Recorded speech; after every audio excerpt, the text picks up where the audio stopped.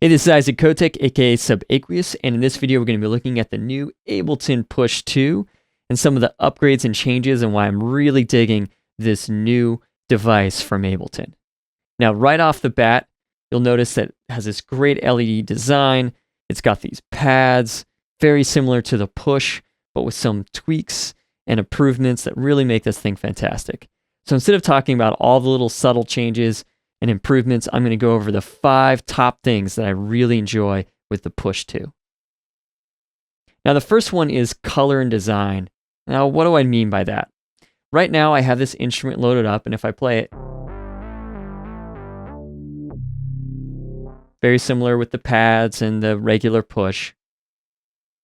But if I go over to a different instrument, right now we're on the Saw 6 release right here, and on Ableton, you'll see that we have this light blue track where that resides. Now, if I go over to the Dual, you'll notice that not only does all the colors here on the LED change, but also the LED pads. This makes it really easy to flip between instruments and know exactly which one you're looking at compared to the color on Ableton. And if I change it on Ableton,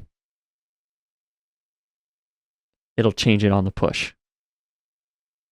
Now that goes for other things too, like this drum rack, I have it as green, so I can tell, oh, that's my drum rack, and then I move over, here's my Dual, here's my Saw, and so on.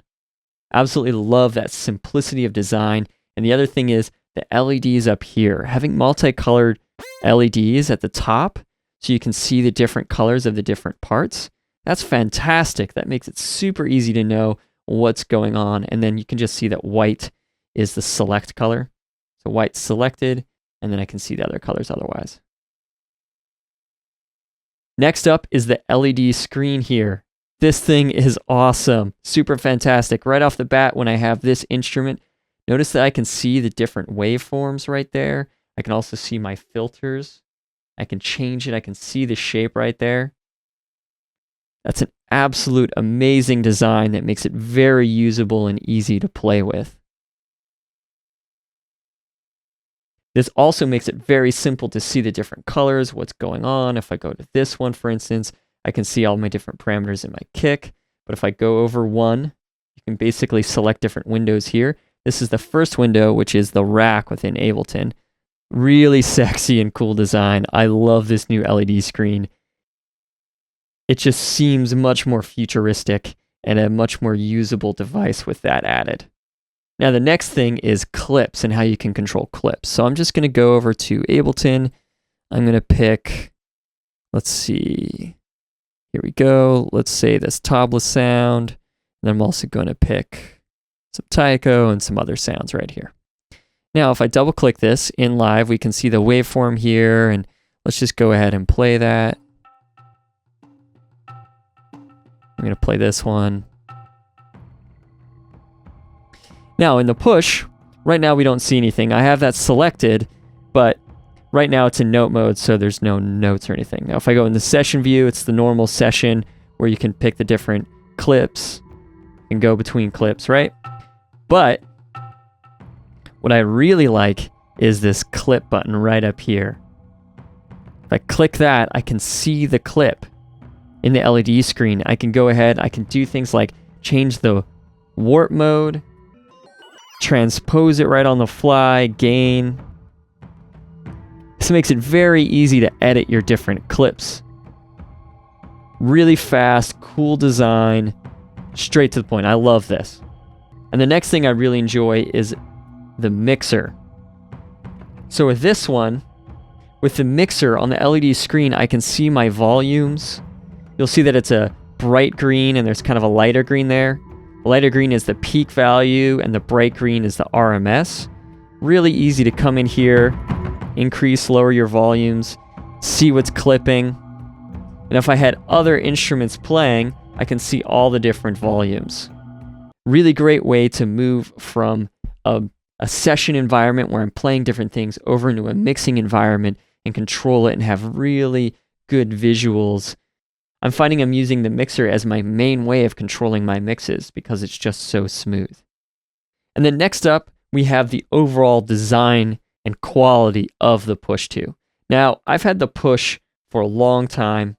the original one, and it's been completely hardy, has worked on live gigs, traveling, no issue whatsoever. But there are some subtle improvements here that I think they really put some time in to make it last and make sure the quality is really good on the build.